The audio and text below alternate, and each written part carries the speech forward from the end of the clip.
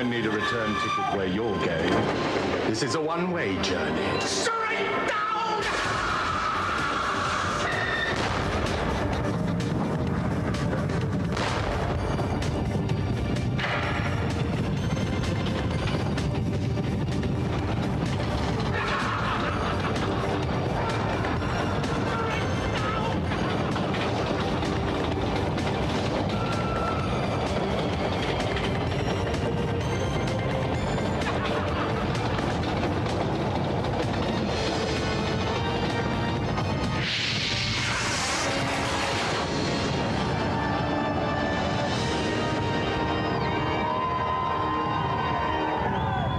Welcome to the final Gamesmaster of this series. Yes, the powers that be have decided that too much fun can be hell. And so, from next week, there'll be something slightly poorer on in this time slot. For now, however, it's time for another onslaught into the deep, dark bowels of hell. And leading the ranks of the fallen for a final time, we have our first challenge. So it's over to Gamesmaster. My first challenge promises some top arcade antics, as contestants slug it out on the action-packed beat-em-up Dark Stalkers. The two characters I've selected, Wolf and Bishano, are equipped with some effective special moves and should provide an entertaining bout of fisticuffs. Please welcome our first challengers today, Gil Kaiden and Stephen Coughlin.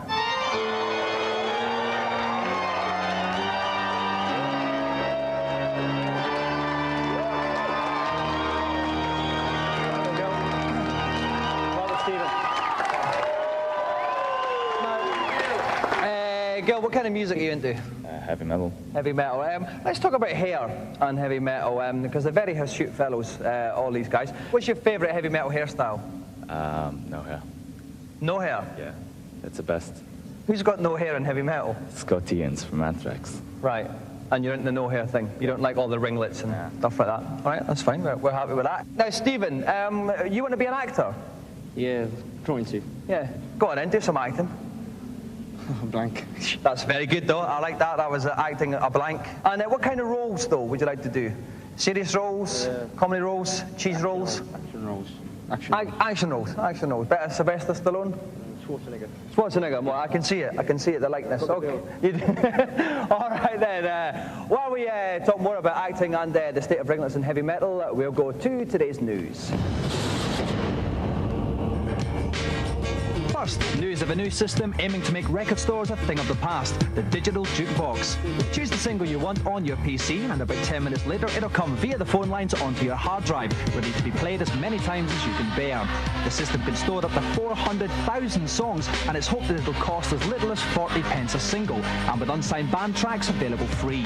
Whether you'll be able to get Take That or Oasis this way depends on whether record companies concerned think the profit margins are big enough. Don't hold your breath. I want to provide material for the kids that's going to bring them closer to Christ. There's so much out there that's negative and destructive. Indeed. The latest craze over in the States for those people tired of antisocial games is for more religious adventures, exemplified by titles like this one.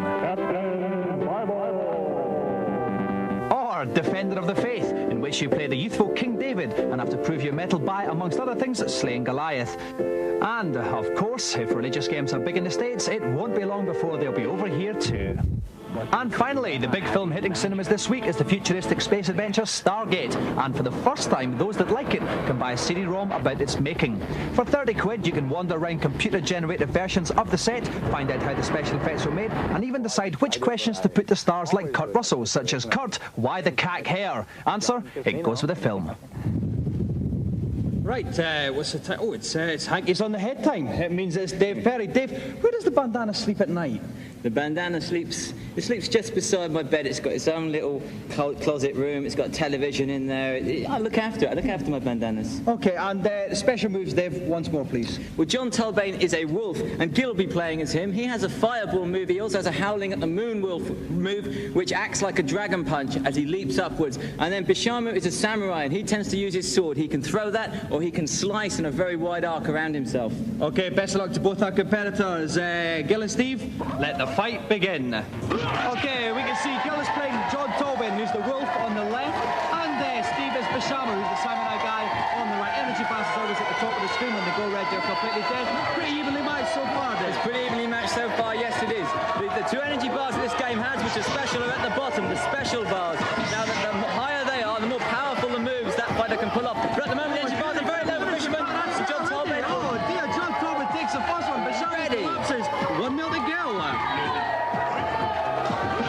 Okay, off we go for the second bout. Gill is 1-0 up. He's the wolf guy on the left. Okay, we're really hoping that Steve's going to come back now. What's some of his samurai moves then? Well, samurai moves, he can throw his sword and he can slice in a very wide arc around himself. I reckon he wants to do that because whenever this wolf's getting in close, it's causing havoc. That's right, he can fireball himself in close, but he can do with a howling and the move, which is like a dragon punch. Bishamo's energy's low again now, Dave. So John Talbain's going to be the next move. That's it, Bishamo just got him with a sword. Out of it. Oh dear, but very close and Bishamo pulls it level. One by all.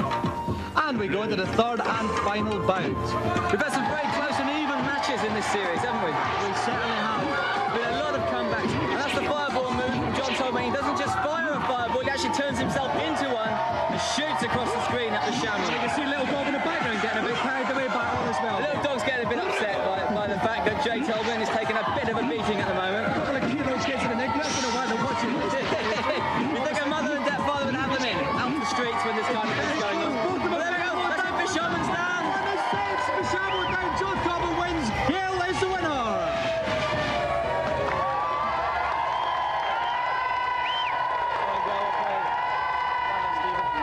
Okay, now Gill, that was quite close, really, wasn't it? But it was the special moves, I think, made the difference in the end.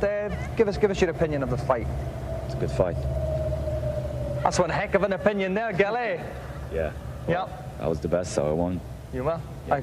I can't fault you with that opinion. Stephen, give us your excuse. It was close, and that's all I can say. No, that's not an excuse. That's I don't know what that is, but it's not an excuse. What is it? I was more in practice, so Yeah.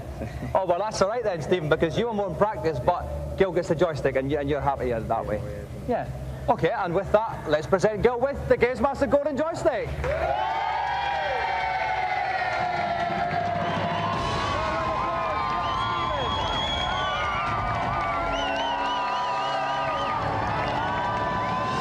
The big question is, with this being the final show, how will you live without our reviewers when the show's not on air?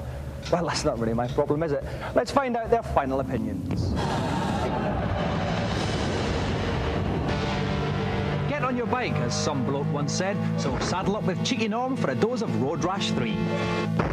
They've actually taken the sprites from the 3DO version and scaled them down to fit on the Mega Drive. In terms of gameplay, there's only really one new option, and that's that you can climb on another opponent's bike when he gets knocked off. If you've already got a Road Rash game, don't bother buying this. The Road Rash 3 has got a split-screen 2-player mode. It's slightly faster and better looking than the preceding 2 games, but virtually the same game. People who have motorbikes are sure to love this sort of game. Not fair, not nice, but pretty good fun nonetheless.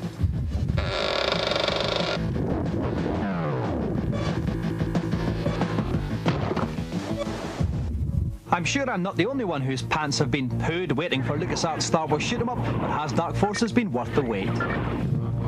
Well, the first things I noticed about this game is just like the attention to detail. It is absolutely brilliant. However, there's no blood in it, there's no chainsaws, you know, I mean, what can I say? Doom rules. The graphics are actually better than Doom. It's a little faster and a little smoother. What this game adds to the Doom scenario, though, is strategy. Instead of just shooting everything, you actually have a mission to accomplish, which is to steal the plans for the Death Star. It's actually more impressive technically than Doom or Doom 2, simply because you have more depth of vision. Not only can you look straight ahead, but you can also look up and down, you can jump up steps, and there's a wider variety of terrains that you have to get through.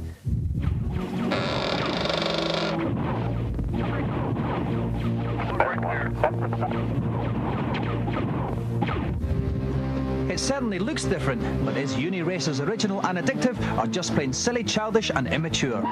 The simple objective is to reach the end of the course, and you have to beat the computer player or your human opponent in 2-player mode. In order to build up speed, you have to perform a series of stunts. You can do flips and somersaults and spins and all kinds of stuff like that.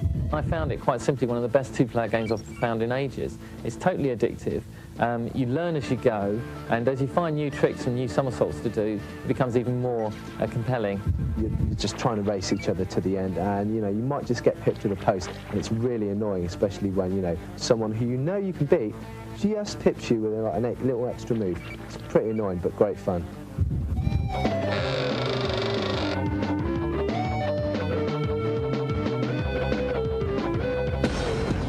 For home reviewers out there, this week's Gameland game is Scottish Open Golf. You can download a demo of this PC game by connecting your modem to 081 558 8937. Apart from the call to London, the service is free, but remember to get permission from whichever fool pays your bills. As tonight's celebrity prepares to stare into the black abyss of potential humiliation, let's find out what our challenge is. I am something of a practical joker. And my next challenge, Crazy Chase on the Super Nintendo, is full of slapstick hijinks. Players have 1 minute to collect as many coins as possible while avoiding the host of humiliating hazards that bar their way. I think I'm going to enjoy this. So now let's jump in whoop for tonight's incredibly special star guest, the sexiest thing in Ramsey Street since Madge left, Natalie Imbruglia.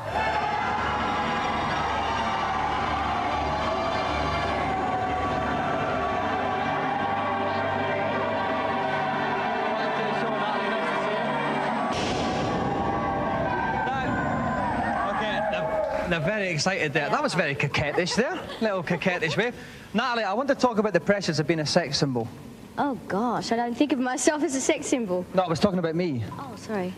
That was a very unrehearsed gag, that one. No, do you get stopped in the street? Do you get hassle from people? Yeah, but the haircut's helped a bit. I'm not recognisable. Yeah. Do you not like your new hair? Oh, it's okay. I'm getting used to it. Yeah. It's just a nice change. Yeah. Joining Natalie tonight and fulfilling the fantasy of many young boys at his age, please welcome Scott Bradley. Welcome,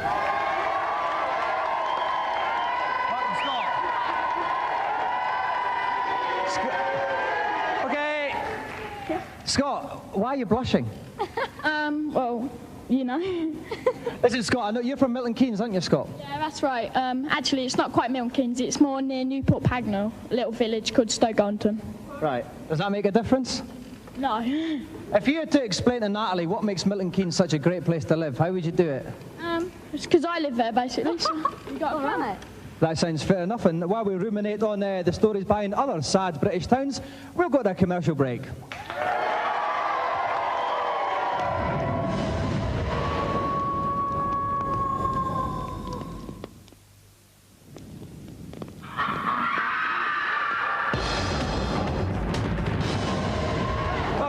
We're very lucky tonight because we have young Scott Bradley and he's playing against neighbour's sex siren Natalie Imbruglia. The temperature's 10 degrees hotter. It's probably got nothing to do with Scott.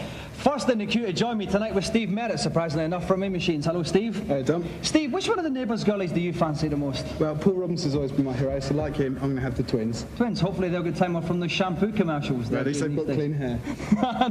Any tips? What tips have you got for Scott and Natalie on this, Steve?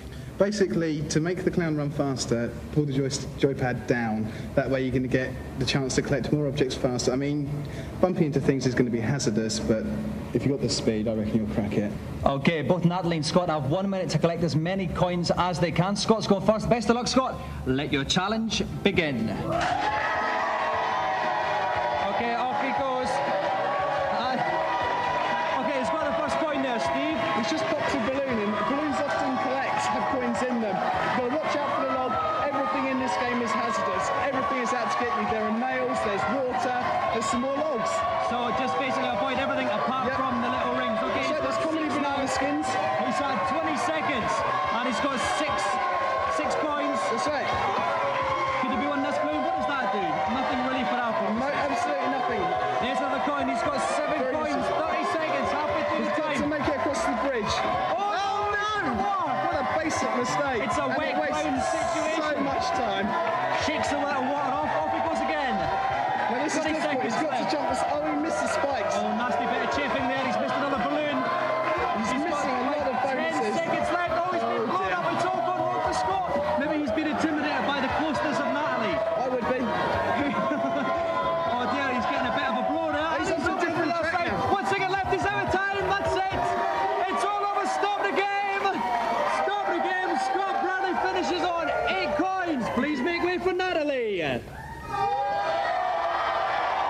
Steve, any tips for Natalie? Basically, just make sure she gets done a lot faster than that. Okay, best of luck, Natalie. Your 1 minute starts now. And off Natalie goes. Look at that. She's off already. Look at that for She's speed. sitting in a great position. Already in for a bonus. She's spotted at the balloon side all the bonuses. Here comes the log. She's going to have to jump to avoid that. Seconds gone, and she's looking quite. She's on the log. She's managed to roll along on the log now. That makes her go a lot faster. She's wasted a bit of time though there. She's got to go down a lot faster, or she's just not going to collect any 4 bonuses. points. 23 seconds gone. She could do it though, Steve. She could do it. She's got the hang of the jumps perfectly. It's all in the wrist. Oh, she hit the puddle. Oh She no, hit the puddle. dry off. She's all wet, Steve. Indeed. Okay, now she gets another balloon. That's another 5 points. 24 seconds to go. It's going to be very close. She's got to stay on the bridge. Over the wall bridge. Perfectly. She's done it again. She's got to make sure she's to go. 6 points. This is actually going to knock her out of kilter now. Quickly, she's got 10 seconds left. 10 I seconds. thought she was going to do it. 8 seconds to go. Wasted it. Oh, she's hitting everything. She's got to get past this cannon. She's running it down and by. Still passing. 3, 2, 1. Time out. Stop the game. 6 points for Natalie, which means Scott Bradley is the winner. Congratulations, Scott. Commiserations, Natalie. Scott, I'll start with you. Scott, was your heart beating a little faster towards the end there? Well, yeah, I couldn't stay on that bridge, and, well, she was doing a bit good, so... Well. I was going to say, you should have been looking at the screen then. She should have won, because she was very good. It's very giving of you, Scott. You're obviously after a snog or something, aren't you? Well, of course. Who wouldn't? Natalie, the snog you can sort out in you and Scott's own time, but Natalie, I have to tell you, Steve and I were very tired and emotional up there in the box towards the end. Every last drop of energy we had was focused on you. What went wrong? Well, I didn't do too badly. I think I made a few mistakes that couldn't be fixed, but I did okay, didn't I? Yeah. And like they're really going to disagree with you, Natalie. I don't think so. But unfortunately, he didn't do quite well enough because the winner of the golden joystick on this occasion is Scott Bradley.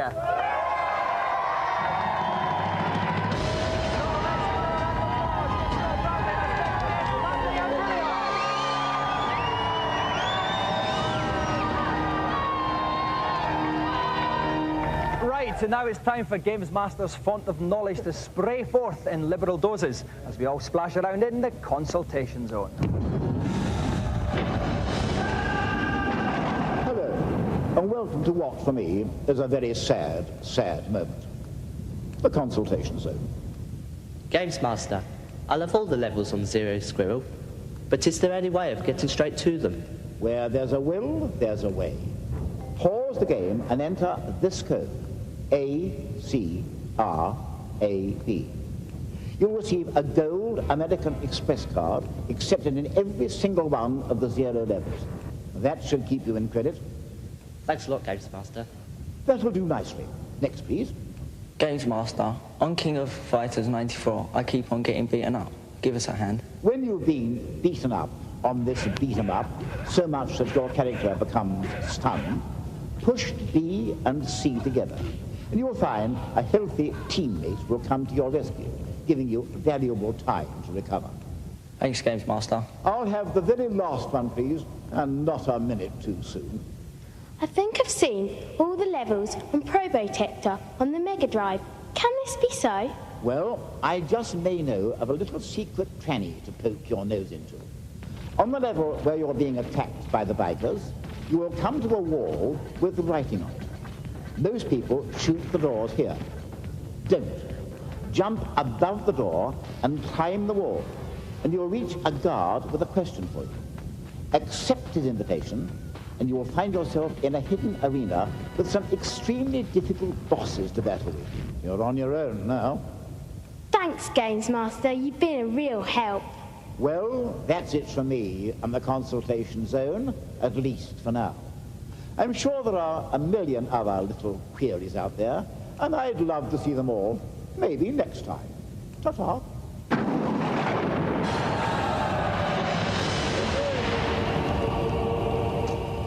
As you know, I am officially the hardest presenter on Channel 4. This is why I've been invited out to Los Angeles onto the set of the hardest film of the year, Mortal Kombat, to have a little chat with the boys and girls who are making the film. New Line Cinema, makers of The Mask and Nightmare on Elm Street movies, have pulled out all the stops from Mortal Kombat, making it their highest budget venture to date. It tells the tale of 3 fighters who are led by Thunder God Raiden to the Outworld, where they must defend the Earth by winning the Mortal Kombat tournament. Our 3 heroes being Liu Kang, Johnny Cage, and my favourite, Sonya Blade. Now, Bridget, you play Sonya Blade in the movie. Tell me a little bit about what she gets up to in the film. Well, Sonya is the character that is... she's a female that's very strong, that's very tough. Yeah. She's one of those women that if anything gets in her way, it doesn't stop her still. And if she needs help, It's like she'll my admit it to mum. no one. Really? My mum's like that, funnily enough. Yeah. Okay, so you can relate. And she, you know, when they embark upon this adventure with characters Johnny and Lou, she's in the beginning, she's the unwilling outcast of the group until she kind of really begins to realize what's going on because she has no idea what Mortal Kombat is. The essence of Mortal Kombat is not about death, but life. How hard are you in real life? Are you quite tough in real life, outside of the film? It depends on if I like it or not. Well, say Martina Navratilova. Could you take, like, Martina, do you think? Could you take her in a one-on-one situation?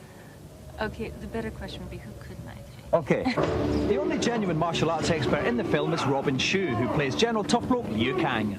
Robin, you play Liu Kang, one of the good guys. Is it really, I mean, a lot of people say, you know, that obviously making films is very, very hard work, but then you got the people saying, no, it's not, it's easy, you just sit around and do a couple of minutes filming and that's it. Has it been hard? It's pretty hard, Yeah. especially doing martial arts movie. It is so physical, and people sometimes don't realize that you have to act and do all these fight sequences. And that is very strenuous, I find. Yeah. Now, bearing in mind then that you are a martial arts expert, if you were going down a dark alley one night and the whole of New Kids on the Block were there blocking each end of the alley, Okay. how would that go, that fight? Well, I mean, I think I can take them all, you know. Yeah. But I think their fans gonna kill me afterwards. What a ghastly thought. As well as good guys, of course, Mortal Kombat's got plenty of bad guys. Mighty Morphin Shang Tsung, as well as cold-hearted product of a broken home Sub-Zero. And in a special effects frenzy, even Goro makes an appearance, but we were too scared to have a look. A more complicated character is portrayed by Talisa Soto, who takes the role of the enigmatic mega bird, Princess Katana. You're finally learning, Liu Kang. Katana. Come with me. We must hurry. However much I tried to talk about the film, it became patently obvious Talisa fancied me. Right, Talisa, you play Katana in the film. Who's like... Princess Katana. Princess Katana, sorry, I stand corrected. Who's like 2,000 years old. 10,000 years old. 10,000 years old. I correct you twice. But you look very young and fit, do you know what I mean? For like 10,000 years old. It's that bloodline in Outworld. Yeah, did you see she just winked at me, by the way? Talisa Soto actually winked at me. So what are you doing after this then, Talisa? Well, there's nothing signed yet, but a couple things in the burner. We'll see. I meant after this tonight. After tonight? I'm in town. Oh yeah? Do you know what I mean? Oh yeah? We could do something if you wanted. Yeah. Yeah. Would you be up for that? Sure. One of those days that is not, you know, those crack of dawn calls. Yeah, that's cool. Okay. I've scored.